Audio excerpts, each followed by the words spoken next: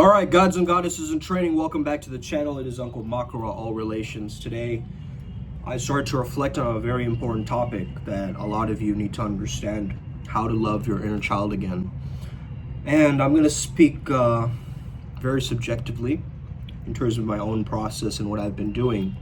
And what I realized today, I noticed that in my regular life with my work and everything else, I'm very organized.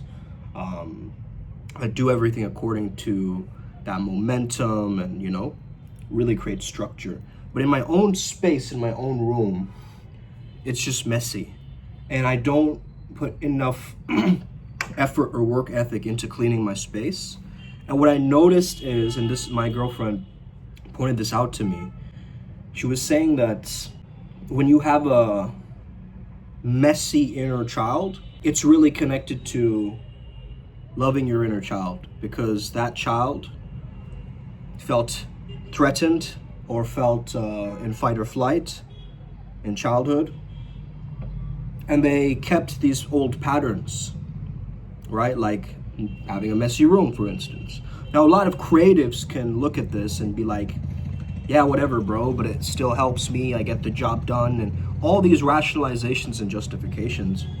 However, these are words from my girl, but she says that you can't be arrogant in terms of this. Arrogance is going to take you away from the Godhead, away from the monad. It's going to make you blind and deaf towards that essence.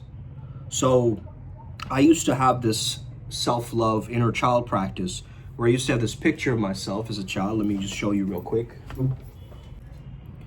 All right, look at this guy, okay? What a badass. What a model already at that age, huh? So I sent flowers, love, attention, care towards this child. I have to learn how to raise him right, as a parent would, with care, with compassion, with love, but not spoil the child, not overindulge, or give him too many things, and then that child will get entitled, very in their own world. Right? Not really connecting with others. Excuse me, I'm still integrating from a channeling last night. And I just went to the gym today, so I'm feeling like in my body. So how would you speak to your inner child? Well, you gotta take a trip down memory lane, okay? I know it's tough, but you gotta do it. You gotta do it. You gotta go on a nostalgic trip down memory lane, find the songs, find the movies, find the toys and snacks that you used to like as a kid, and give yourself it minimally as an adult. Really start to understand that these things actually served me in the past, and that behavior of keeping my room messy was an avoidance strategy. I think it comes back down to judgment, like how people are gonna judge me once they know a peak performance coach has a messy room or whatever, right? That's my ego playing tricks. But when I give myself permission to play, to make mistakes, to tap into my intuition or creativity, to just start rapping or create a new song or, start beatboxing or just start dancing, whatever, some form of expression, right? Like I'm making this video, it's a form of expression. And that's really what you want to get to really unlock your inner child and start taking care of it again, okay? Now, I think it's very, very powerful for you to have a healthy dialogue with your inner child if you haven't done so already. With your dominant hand, I want you to write a question for your inner child. Go into a meditative state, do some breath work, get into an altered state of mind. And then slowly use your opposite hand to write the answer of whatever you ask. So it could be that, "Are you okay, little guy?" Question mark. Maybe he replies, "I'm not little." Whoa, that goes to show you your relationship with your inner child. Now, how's it going, little guy? Then maybe he says like, "Love in every millisecond," right? Then I know that he's good. But if there's something up, I will start to understand, because I'm using the less dominant part of my brain, right? With this hand. Using the left hand, I'm right-handed.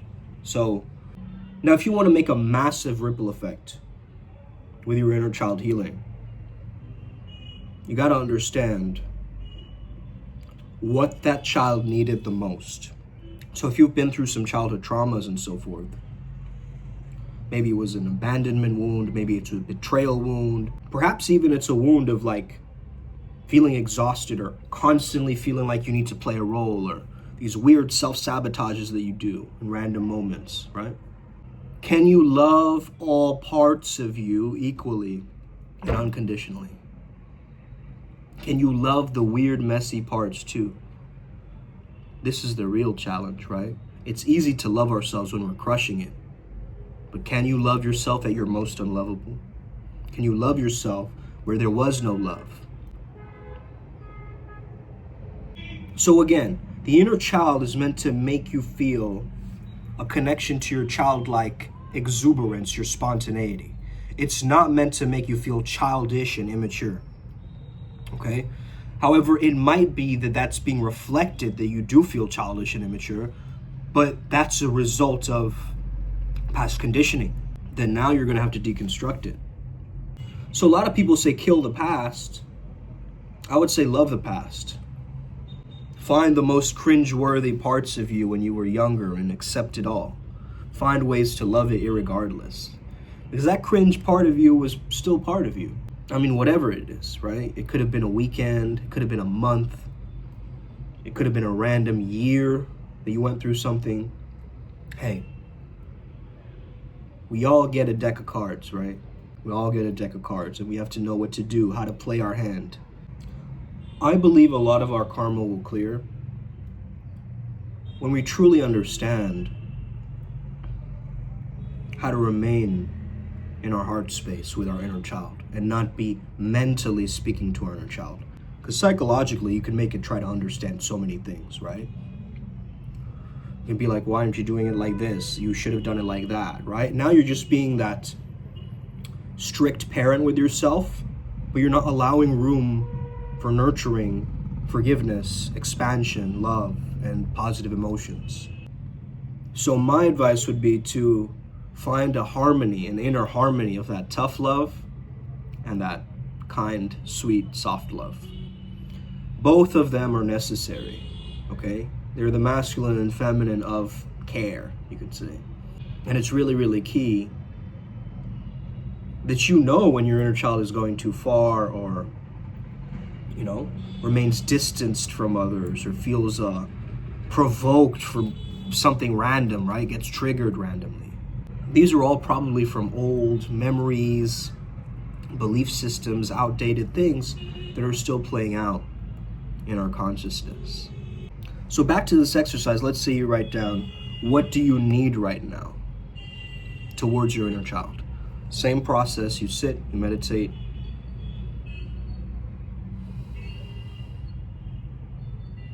You take a trip down memory lane, so you're going into the past and you're just seeing yourself go through all these experiences.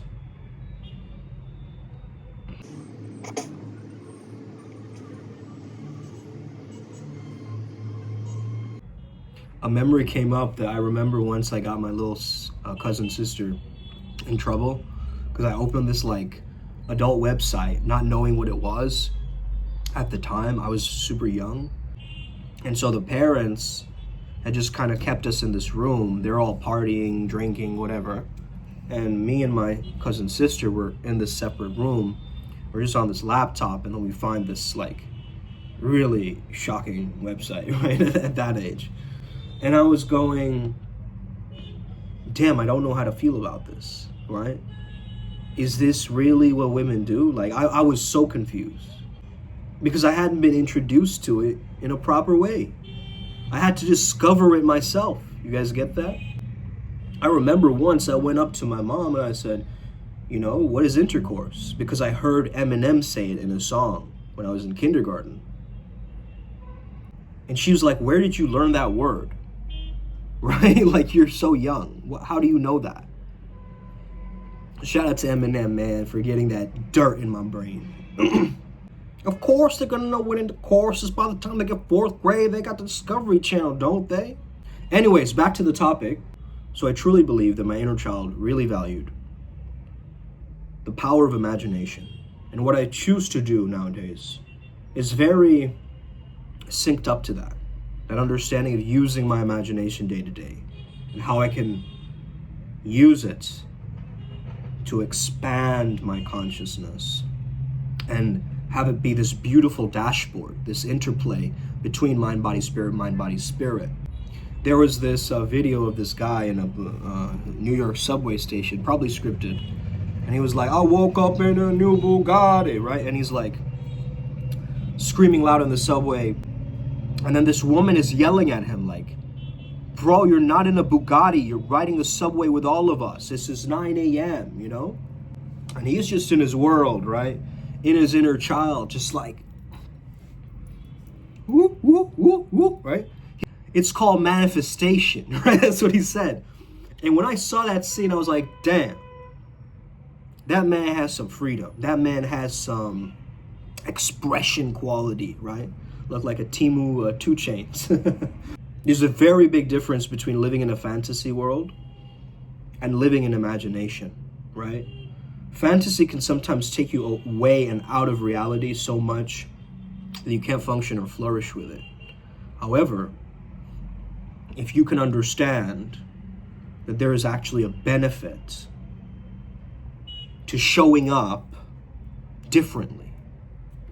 So remember, you're not exactly trying to fix the inner child, you're trying to hold space for the inner child. Now, I've told myself this inner child mantra, I guess you could say, whenever my inner child comes up or feels in stress or panic. I see you, I hear you, and I will protect you. That's it. Very simple and very swift way of calming down the nervous system when your inner child gets triggered. Tell me what's going on. This person is mean to you. And how does that make you feel? Okay, sad. What would you rather feel than that sadness? Okay, joy. What would it take for you to lean into a little bit of joy right now? Permission and trust. Well, I give you full permission and I trust you. So can you do that for me right now? Lean into that joy a little bit. Give yourself that momentum a little bit. Good. Right, this is the process. Like, this is actually a process that I use. And if you see right here, I guess we sped up the timeline again because I'm seeing a spider outside my window, okay? Guys, happy Chinese New Year. The snake year is going to be badass. We're all here to transform. We're all here to revitalize ourselves. We're all here to cause some massive ripples, some transformations, some epic changes that are happening in our lifestyles, in our minds. The time is now. Apna time aayega, okay? Listen, you gotta love your inner child by understanding what you missed out on, okay? Did you miss out on the care, the compassion?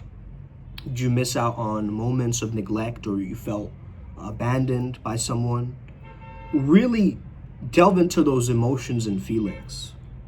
Do some inner child healing meditations, EFT tapping, do all sorts of techniques. There's lots of techniques to help you with this, but my first and foremost technique is to play a song from childhood that you really remember from like second grade or something, like a really, really old school song, and see what it brings up for you, right? For me as an auditory shaman, I really like that understanding. However, you can find your own tools, find your own ways to do this. I have to reflect a little bit more on what my inner child really wants, you know, and really speak to him. But yeah, this has been a great video. Just a little bit of a reflection today. I hope this helps you out, gives you some frameworks to actually move forward and start to heal this thing. It doesn't have to be this pansy, like, you know, soft process with yourself. No, I'm not expecting you to just listen to this video and then start doing arts and crafts from tomorrow or something, right? But I am saying plant the seeds in your mind of how your inner child can heal, okay? If you really loved, you know, watching superhero movies? Why not put on a cape and try that as a cosplay? I mean, that's just an idea, bro, right? But why not? Why wouldn't you do that and give yourself access to that certain part of you that you know is true and has potential? Let's get it today, Upward Spiral gang. May we never be the same again. Ossa, let's go.